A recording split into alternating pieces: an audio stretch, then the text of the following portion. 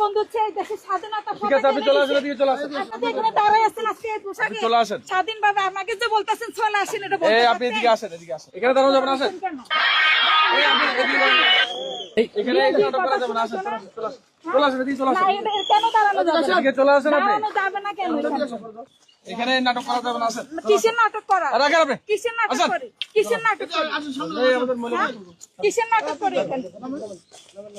সব জায়গায় নাটক, আপনারা সব জায়গায় নাটক নাটক বলে বাংলাদেশ। এই এটা করে আপনার পরিচয় কি? আমার নাম লাহামিন আক্তার। আমি আজিমপুর থেকে আসছি, বর্তমানে আজিমপুরে থাকি। এখানে আসছি যে বঙ্গবন্ধুর বাড়ি দেখার জন্য, ওনার স্মৃতিস্তম্ভে ওনার পতাকা নিয়ে একটু দাঁড়াবো, এর জন্য আসছি। আজকে আসছি এখানে।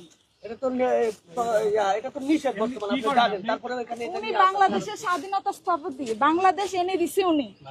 ওনারা এখানে আসতে পারবো না আমরা? আমি এদেশের নাগরিক হিসেবে যদি ওনারা, আমি সাধারণ নাগরিক সমর্থক না হই, তারপরে কি আমার কি অধিকার নাই? জীবনের সব আয়োজন এখানে একসাথে। এখানে এসে ওনাকে সম্মানিত করার, আমি যে আজকে এখানে দাঁড়াই কথা বলতেছি, ওনার অবদানে কথা বলতেছি, তাহলে ওনাকে এভাবে অসম্মানিত করা, এটা হচ্ছে বাংলাদেশের জন্য সারা বিশ্বের কাছে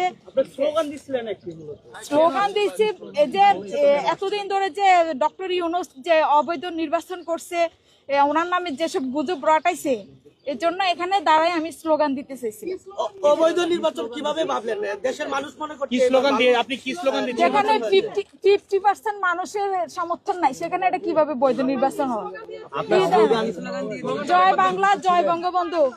আবার একটু বলেন। জয় বাংলা, জয় বঙ্গ। আমি আওয়ামী লীগের কর্মী, আওয়ামী লীগের সমর্থক, শেখ হাসিনার কর্মী। আমার বাড়ি কুমিল্লা।